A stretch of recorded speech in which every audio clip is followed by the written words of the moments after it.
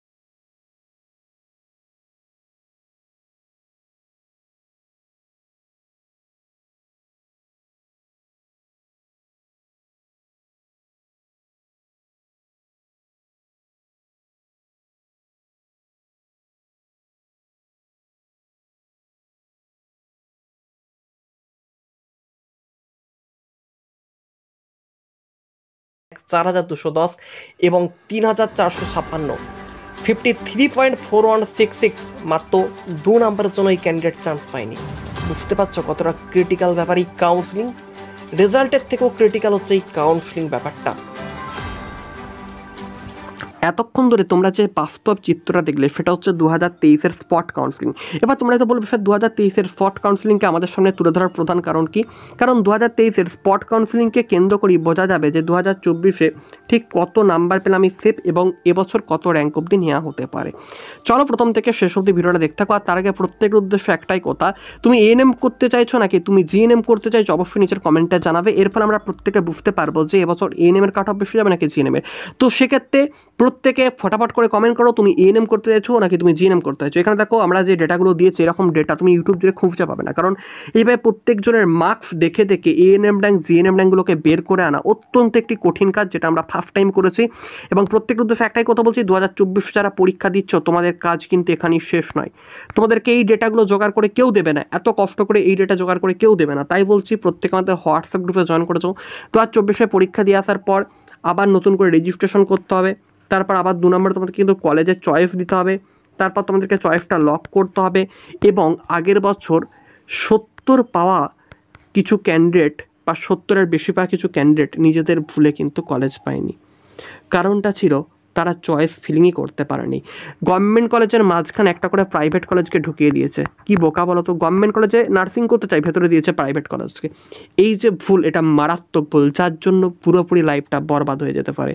এবং তুমি এতদিন ধরে পড়াশোনা করলে, এতদিন ধরে এত পরিশ্রম করলে, পরীক্ষা ভালো করে দিলে, কিন্তু তোমার কলেজ সাজানোর ভুলে তোমার একটা বছর পুরোপুরি নষ্ট, আবার তোমাকে পরের বছর পরীক্ষা দিয়ে উত্তীর্ণ হতে হবে।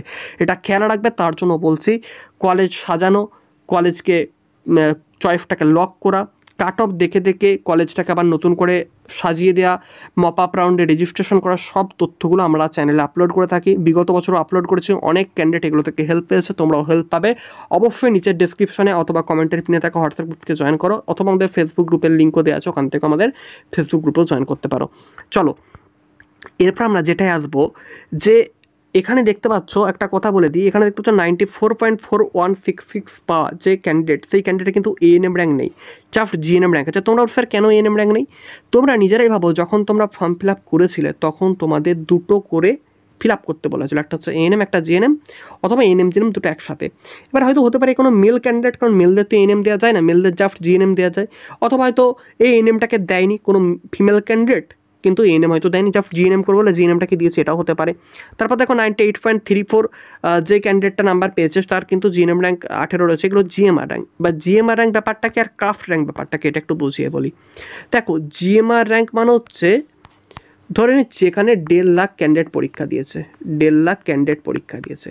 এই 1.5 লাখ ক্যান্ডিডেটের মধ্যে তুমি ধরে নিলাম 80 পেয়েছো, 80 পেয়েছো, এবং তুমি 80 পেয়ে তোমার র্যাঙ্ক হয়েছে কত না 235।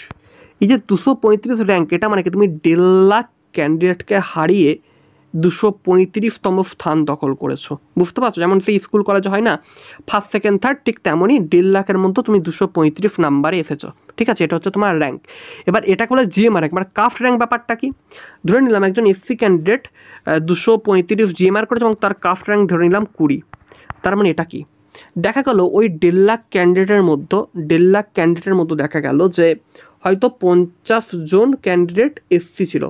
এই 50 জন ক্যান্ডিডেটকে হারিয়ে এই ক্যান্ডিডেটটা মানে এই কাস্ট, এদের কাস্টের মধ্যেই 20 র্যাঙ্ক করেছে। মানে ওই যে এসসি ক্যান্ডিডেট 50 জন ছিল, এই 50 জনের আগে এই 20তম স্থানটা পেয়েছে, অর্থাৎ 30 জনের আগে আছে। এসসিতে যতজন পরীক্ষা দিচ্ছে তার মধ্যে সবাইকে পিছিয়ে এই 20 নম্বর স্থানে এসেছে, এরপরে আরও 30 জন রয়েছে। এটা হচ্ছে ব্যাপার কাস্ট র্যাঙ্কের সাথে।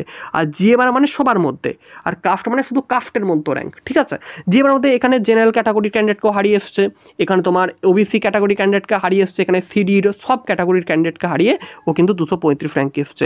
আর কাস্ট র্যাঙ্ক মানে কি, নিজেদের ক্যাটাগরির মধ্যেই হারিয়ে দেওয়া। ক্লিয়ার করতে পারলাম? যারা না বুঝতে পারছো নিচের কমেন্ট আমাকে বলবো, আমি আবার পরের একটা ভিডিওতে বুঝিয়ে দেবো।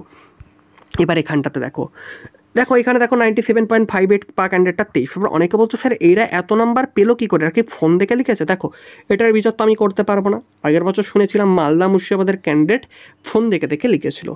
এবার এটা কত জায়গায় বা কোন কোন জায়গায় করেছে সেটা আমরা কেউ জানি না, জাস্ট তোমাদের মুখে শুনেছি বা খবরের কাগজে পড়েছি, এটুকুই। তবে একটা কথা মনে রেখো, যদি এরকম 2 নম্বরই করে কেউ পরীক্ষা দেয়, অনেক ক্যান্ডিডেট কিন্তু জিএনএম পাওয়ার পরেও কোর্স করতে পারে না, কলেজকে ছাড়তে বাধ্য হয়। কারণ 3টে বছর পুরোপুরিভাবে ইংলিশে অনেকগুলো সাবজেক্ট রয়েছে, সেই সাবজেক্টগুলোকে কমপ্লিট করাটা মুখের কথা না। তাই জন্য অনেক ক্যান্ডিডেটকে কলেজ ছেড়েই দেয়। তো সেক্ষেত্রে তুমি যদি ভাবো যে আমি কোনোভাবে দুর্নীতি করে পাশ করে যাব, কোনোভাবেই তোমার সফলতা আসবে না। কারণ 3টে বছর যে পড়া, এই পড়াটাই তুমি কমপ্লিট করতে পারবে না। আশা করছি পুরোপুরিভাবে সমস্ত ব্যাপারটা ক্লিয়ার করতে পেরেছি। এবার আমরা আসবো এই যে এখানেতে দেখো 91.75 পাওয়া যে ক্যান্ডিডেট, তার কিন্তু 125 এএনএম র্যাঙ্ক এবং জিএনএম ছিল 173। এগুলো সব জিএমআর র্যাঙ্ক। আর যখন কাউন্সিলিং করা তখন কিন্তু জিএমআর র্যাঙ্ক দেখেই কাউন্সিলিং করা হয়, তোমার কাস্ট র্যাঙ্কটাকে ধরা হয় না। তাহলে সেক্ষেত্রে কী হবে, কাস্ট র্যাঙ্কটাকে আমরা ধরবো না, জাস্ট আমরা জিএমআর র্যাঙ্কটাকে ধরবো। ওই কাস্ট র্যাঙ্ক ধরে কোনো দিন কোথাও কাউন্সিলিং হয়নি। ঠিক আছে, এবার দেখে নেবো আমরা আগের বছর অর্থাৎ 2023-এ কত কাট অফ গেছিলো। 2023-এর কাট অফটা আমরা একটু বিচার করবো। 2023-এ জেনারেল ক্যাটাগরির ক্ষেত্রে কাট অফগুলো, তুমি যদি জেনারেল ক্যাটাগরিটা তোমাকে পেতে হবে 3858 র্যাঙ্কের মধ্যে। এটা নাম্বার না কিন্তু, এটা কিন্তু তোমার র্যাঙ্ক। কি, এটা তোমার র্যাঙ্ক। ঠিক আছে, এটা হচ্ছে তোমার র্যাঙ্ক। এবার 3858 র্যাঙ্ক যদি তুমি করতে চাও তাহলে তোমাকে স্কোর কত করতে হবে। দেখ এখানে আমরা লাস্ট একটা পেয়েছি 3967, এবং সেটা হচ্ছে কি না ওবিসি এ ক্যাটাগরির একজন ক্যান্ডিডেট, কিন্তু এটা তার জিএমআর। তাহলে আমরা তার ওবিসি এটাকে দেখবো না, নাম ছিল রুমানা ইসলাম, আমরা এটা দেখবো না। দেখো এখানে দেখো 3967, তারপরে 3967 জিএমআর নিশ্চয়ই 3858 থেকে অনেকটাই বেশি। তার মানে 3858 র্যাঙ্ক যদি তোমাকে এই র্যাঙ্কে যদি তোমাকে আসতে হয়, নিশ্চয়ই 54.083 এই যে পেয়েছে, এর থেকে অবশ্যই বেশি পেতে হবে। কত পেতে হবে তোমাকে পেতে হবে হচ্ছে নিশ্চয়ই 56+। তাহলে 56+-এ 2023-এ কিন্তু চান্স পেয়ে, যারা বলছিল 70+, 75+, তারা একটু ভুল ভাবছিলে, একদমই না। 56+-এ কিন্তু চান্স পেয়েছে। এবার দেখো এবছরও কি তাহলে জেনারেল ক্যাটাগরির ক্ষেত্রে 56+ যাবে না, এখনও যেহেতু পরীক্ষা হয়নি, তো সেক্ষেত্রে বলা যাবে না। আর মনে রেখো টোটাল ফিট কিন্তু লক্ষ না, 1.5 লাখ ক্যান্ডিডেট পরীক্ষা দেবে ঠিকই, কিন্তু ফিট কত থাকে সেটা বোঝো। এখানে কোনো মাধ্যমিক পাস, উচ্চ মাধ্যমিক পাসের মতো কোনো পাস মার্ক নেই। সেক্ষেত্রে তোমাকে অবশ্যই একটা ভালো পরিমাণ র্যাঙ্ক থাকতে হবে। র্যাঙ্ক দেখে চান্স হয়, মাধ্যমিক উচ্চ মাধ্যমিক পাসের মতো যে 50 পেলি পাস, 52 পেলি পাস, এটা বলা যাবে না। নিশ্চয়ই তোমাকে অবশ্যই 3700টা সিট থাকবে, 3700টা সব মিলিয়ে। জিএনএমের ক্ষেত্রে সিট থাকতে পারে 3000, এবং এএনএমের ক্ষেত্রে সিট থাকতে পারে 700। এর বেশি সিট কোনোভাবে দেবে না, আমি এটুকু বলে দিচ্ছি। এর কলেজ থাকে 43টা, 42 থেকে 43টা, এর থাকে 13টা। এএনএমের ক্ষেত্রে কলেজ থেকে 13টা। এটা হচ্ছে এএনএমের জন্য 700টা সিট, জিএনএমের জন্য 3000টা সিট। এবার দেখো এর মধ্যে নিশ্চয়ই ক্যাটাগরি ঢুকে আছে, তার মানে বুঝতে পারছো কতটা হার্ড, এখানেতে অনেকটা হার্ড ওয়ার্ক তোমাকে করতে হবে। ঠিক সমুদ্রের জলে যখন পড়ে গেলে তোমাকে সাঁতার কেটে উঠে আসতে হয়, ঠিক তেমনই এই 3000টা সিট শুধুমাত্র যে জেনারেলদের তা না। দেখা গেল যে 3000টা সিটের মধ্যে 1500টা সিট কেবলমাত্র ইউআর ক্যাটাগরির অধিকার। এবার ইউআর ক্যাটাগরির মধ্যে কিন্তু সবাই পড়ে, জেনারেল পড়ে, এসসি পড়ে, এফটি পড়ে, ওবিসি পড়ে, সবাই পড়ে। মানে এই 1,500টা সিট সবার জন্য, কেবলমাত্র জেনারেল ক্যাটাগরির জন্যই না। তো সেক্ষেত্রে তুমি যদি একজন জেনারেল ক্যাটাগরির ক্যান্ডিডেট হয়ে থাকো তাহলে তোমাকে কিন্তু প্রচুর পরিমাণে পরিশ্রম করতে হবে। এবার দেখো, ধরে নিলাম এসসিদের ক্ষেত্রে 500টা সিট আছে, তার মানে এসসিদের ক্ষেত্রে যদি 500টা সিট, তার মানে বুঝে নাও 1,500 + 500, এসসিদের কিন্তু সিট সংখ্যা কত হচ্ছে? 1,500 + 500, এসসিদের সিট হচ্ছে 2,000টা। কারণ এসসিদের সিটের অধিকার এই ইউআর ক্যাটাগরি সিটটার উপরেও, এই নিয়ে তাদের কিন্তু সিট হয়ে যাচ্ছে 2,000টা। তাহলে বুঝতে পারছো একজন জেনারেল ঘরের থেকে যদি বিলং করে কোনো ক্যান্ডিডেট, তার কাছে কতটা দুঃখজনক ব্যাপার বা কতটা হতাশাজনক ব্যাপার, এটা তাদেরকে অনেকটা পরিশ্রম করে অনেক মার্কস কিন্তু তুলতে হয়। তোমরা আজকেও বুঝতে পারবে। তাহলে কি বললাম, যদি তুমি জেনারেল ক্যাটাগরি ক্যান্ডিডেট আগের বছর 56+ পেয়েছিল 115-র মধ্যে, এই 56+ নাম্বার তোলাটাও কিন্তু অত্যন্ত কঠিন ব্যাপার, এর জন্য তোমাকে অনেক পরিশ্রম করতে হয়। তবে 1.5 লাখ ক্যান্ডিডেটকে দেখে ভয় পেয়ে যাওয়ার কোনো কিছু নেই। এই 1.5 লাখ ক্যান্ডিডেটের মধ্যে সবাই কিন্তু ভালো করে পড়াশোনা করছে না, মাত্র 15,000 ক্যান্ডিডেটের মধ্যে আমার কম্পিটিশনটা থাকবে। কারণ বাকি যে র্যাঙ্কগুলো করে তারা 20, 30, 25 করে নাম্বার পায়, ওই নাম্বারটা তুমি না পড়েও পাবে। বাট 15,000 ক্যান্ডিডেট খুব হার্ড প্রিপারেশন নিয়ে পরীক্ষা দিতে যায়, তো সেক্ষেত্রে তোমার কম্পিটিশন কেবলমাত্র 1.5 লাখ ফর্ম ফিল আপ হলেও তোমার কম্পিটিশন থাকবে মাত্র 15,000 ক্যান্ডিডেটদের সাথে। ব্যাস, যারা ভালো ক্যান্ডিডেট তারা এই 15,000 জনের সঙ্গে কম্পিটিশন করবে, 1.5 লাখের সঙ্গে। এটা ভেবে কোনোদিন মন খারাপ করো না। এবার দেখো, নেক্সট আমি যেটা বলবো, তাহলে জেনারেল ক্যাটাগরিতে তোমাকে কিন্তু 70+ এবছর টার্গেট রাখতে হবে। তুমি 56+ টার্গেট দেখলে হবে না, এটা আগের বছর হয়েছে মানে আগের বছরই গেছে, বাট এটা আগের বছর সেফ স্কোর ছিল, এবছর কিন্তু 70+ তোমাকে টার্গেট রাখতে হবে। ঠিক আছে, আমি আগের বছরটা বললাম 56+, বাট এবছর তোমার টার্গেট কত? 70+। এবার দেখো, ওবিসি বি ক্যাটাগরির ক্ষেত্রে আমি যদি বলি, ওবিসি বি ক্যাটাগরির ক্ষেত্রে কাট অফ গেছিলো 3,883। কত? 3,883। এবার 3,883 যেই ক্যান্ডিডেটটা ওবিসি ক্যাটাগরিতে চান্স পেয়েছে, মানে 3,883, তাকে যদি এই র্যাঙ্ক আসতে হয় তাকে কত স্কোর করতে হবে? তাকে স্কোর করতে হবে নিশ্চয়ই একটু কম, মানে 55.75 যদি সে স্কোর করে তাহলে সে এই র্যাঙ্কটা পাবে, এবং সে গভর্নমেন্ট কলেজ আগের বছর পেয়েছে। 55-র ওপরে যে নাম্বার আছে ওবিসি বি ক্যাটাগরি থেকে, সে কিন্তু কলেজ পেয়েছে। এবার দেখো, তার মানে 2024-এও কি আমাকে 55.75 আমি যদি স্কোর করি তাহলে আমি কি বছর কলেজ পেয়ে যাব? একদমই না। তোমাকে কিন্তু তোমাদের প্রত্যেক কিন্তু 66+ নাম্বার টার্গেট রাখতে হবে ওবিসি বি ক্যাটাগরিকে। ঠিক আছে, ওবিসি বি ক্যাটাগরিকে। শুধুমাত্র এটা জিএনএমের জন্য বলছি, এএনএম করতে গেলে কিন্তু হাই মার্ক লাগে। আমরা কিন্তু এতক্ষণ জিএনএমের কাটাগুলো বললাম, মানে জাস্ট তোমার কলেজ পাবা নিয়ে যদি কাজ হয়, যে আমি যে কোনো একটা গভর্নমেন্ট কলেজ পেরিয়েছে, তাহলে তোমার এই র্যাঙ্কগুলো বা এই স্কোরগুলো লাগবে। এবার দেখো, যদি ওবিসি এ ক্যাটাগরি থেকে বিলং করো, ওবিসি এ ক্যাটাগরি আগের বছর 4,489 র্যাঙ্কে লাস্ট কলেজ পেয়েছে, তাহলে 4,489 র্যাঙ্ক যদি তোমাকে করতে হয় তাহলে আমাকে দেখে নাও, এখান থেকে আমরা লিস্ট থেকে দেখে নেবো যে আগের বছর 4,489, দেখো এখানে লাস্ট আমরা পেয়েছি 5,175 যে করেছিল 51.25-এ। দেখতে পাচ্ছ একটা নাম্বার, মানে 51.25 আর 52.5, দেখো পার্থক্য দেখতে পাচ্ছ, 4,581 আর 5,175, অনেকটা কিন্তু র্যাঙ্কের এখানে ফারাক হয়ে যাচ্ছে। তার মানে একটা নাম্বার তোমাকে একবারে 1,000 ঘর পিছিয়ে দেবে, এটা কিন্তু খেয়াল রাখবে। ক্লিয়ার? ঠিক তেমন তোমাকে 4,889, এখানে একটা প্রশ্নের সঠিক উত্তর করা আসা মানে তোমার 1,000 র্যাঙ্ক তুমি এগিয়ে যাবে, এটা একটা খুব ইম্পর্টেন্ট জায়গা, এটা কিন্তু ক্লিয়ার রাখতে হবে। ঠিক আছে, এবার দেখো 51.25 করা যে ক্যান্ডিডেটটা রয়েছে, সে কিন্তু আগের বছর ওবিসি এ ক্যাটাগরি হয়ে পেলো না, বাট তার থেকে একটা নম্বর বেশি পায় যা ক্যান্ডিডেটটা কিন্তু কলেজ পেয়ে গেছিলো না, সেও কিন্তু কলেজ পায়নি। তার মানে তার থেকে একটা নাম্বার না, তার থেকে 1.5 নাম্বার, 1.5 থেকে 2 নাম্বার যদি কেউ বেশি পেয়েছে তাহলে সে কলেজ পেয়ে গেছে। তার মানে তোমাকে অবশ্যই কত পেতে হবে না, 53.5 এরকম একটা মার্কস যদি তুমি পাও, তুমি অবশ্যই ওবিসি এ ক্যাটাগরিতে আগের বছরের যে ডেটা অনুযায়ী তুমি কলেজ পেয়ে যাবে 53.5, অর্থাৎ 53-র উপরে তোমাকে পেতে হবে। কিন্তু এবছর এটা ভেবো না যে আমি এবছরও 53.5 পেয়ে ওবিসি এতে চান্স পাবো, এটা একদমই ভুল ধারণা। তোমাকে অবশ্যই, যদি ওবিসি এ ক্যাটাগরি, তোমাকে অবশ্যই লক্ষ্য রাখতে হবে 60+, কত 60+ লক্ষ্য তোমাকে রাখতে হবে। ইডব্লিউএস ক্যাটাগরির ক্ষেত্রে যদি এবার বলি, ইডব্লিউএসের লাস্ট কাট অফ গেছিলো আগের বছর 8,800 কাট অফ গেছিলো, 8,800 কাট অফ গেছিলো জিএমআর, এগুলো জিএমআর র্যাঙ্ক। এবার 8,800 র্যাঙ্ক দেখে নেবো আমরা কে করেছিল বা কত মার্কসে করেছিল। 8,800 র্যাঙ্ক করতে দেখো, এটা এই ক্যান্ডিডেট হচ্ছে 46.58 পেয়েছে এবং তার 8,045 কাট অফ জিএনএমের ক্ষেত্রে। এএনএমের র্যাঙ্কটা সবসময় কমই যায়, কারণ এএনএমের সিট সংখ্যা কম বা এএনএমের ফর্ম ফিল আপটাও কম যেহেতু হয়। তো 8,045 যেই ক্যান্ডিডেটটা স্কোর করেছিল সে পেয়েছিল 46, তার মানে এর থেকে কম নাম্বারেও সে চান্স পেয়েছে। তার মানে ধরে নাও একটা র্যাঙ্কের পার্থক্য, তার মানে তাকে কত পেতে হয়েছে, 1 নম্বরের থেকেও না, তাকে সামান্য পয়েন্টের পার্থক্য, মানে তাকে পেতে হবে অবশ্যই 46.25, 46.25, মানে বুঝতে পারছো একটা প্রশ্নের সঠিক উত্তর করলে তুমি একটা কলেজ পেয়ে যেতে পারো। এটা খুব ইম্পর্টেন্ট।